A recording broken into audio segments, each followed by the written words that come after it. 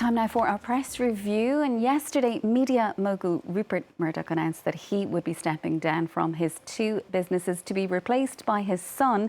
Liam McGuinn joins us now in studio for more on how that story is being covered.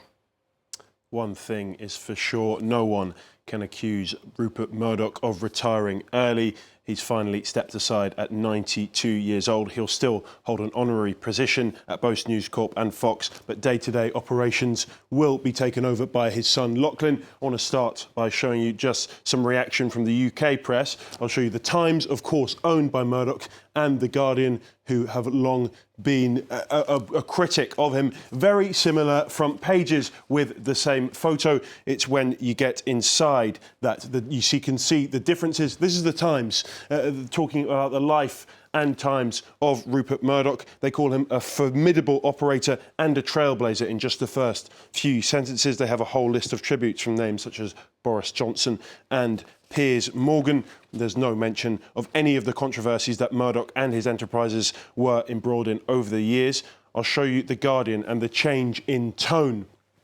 They say, power and scandal, how Murdoch has driven the UK, the US and Australia over to the right, and how he'll always be remembered for phone hacking scandals and libel action. They note that over £1 billion in compensation was paid out to victims who had their phones tapped. And this piece finishes by marvelling at Rupert Murdoch's influence over the years. Of course, it's well known the sway that he had in many UK elections, but it wasn't until 2016 where he really pulled his weight over the pond with Fox's backing of Donald Trump, instrumental in him becoming president. They describe Rupert Murdoch's career as a pattern of commercial success and political scandal.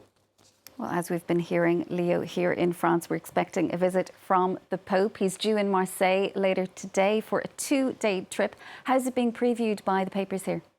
Yeah, so this story has made lots of front pages here in France this morning. The news, of course, of the Pope's visit to Marseille today as the issue of migration rages on in Europe. I'll start with the left-leaning Libération. They call the visit a blessing that goes beyond the petty political arrangements that they say have become the norm in France. Pope Francis has said it over and over again. He is not coming to France, he is coming to Marseille, which is, of course, a port city, highly symbolic in terms of migration. I'll show you Le Figaro front page, the right-leaning Le Figaro. They have a very different take on it. They question what they call the Pope's fake trip to France. They say it's a very political visit and it doesn't count as an official state visit. That's why they call it a fake trip. They accuse the pontiff of going to extreme lengths to avoid actually visiting France. In fact, according to this piece in Le Figaro, a source claimed that Francis hates France in particular because of France's colonialist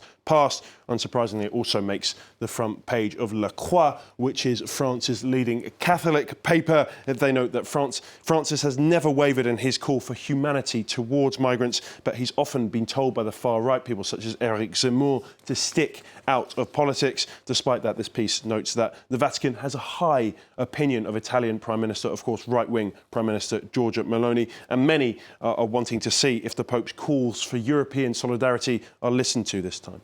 You're taking us to Brazil next, Leo. There's been a landmark ruling in favour of indigenous rights. Tell us the details there.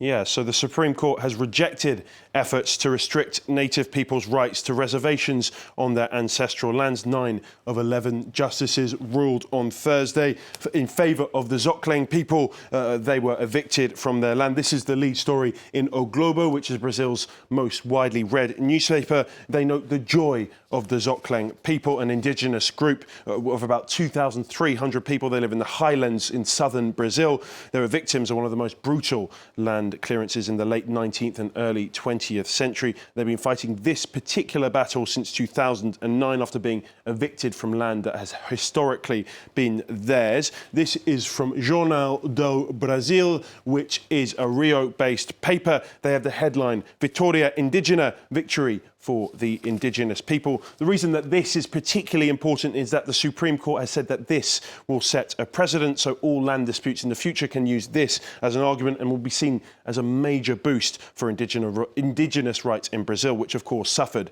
under the presidency of Jair Bolsonaro. You're leaving us with a story about spiked muffins in South Africa. What's that all about, Leo? Yes, Sharon, as we can see from this headline, South African pupils were spiked by cannabis. Muffins. This took place in a township just north of Pretoria. The students aged between 6 and 14 bought the muffins on the way to school. Of course, they didn't know what was in them, and soon after they complained of nausea and stomach pains. Teachers called for an ambulance after noting the strange behaviour of the pupils.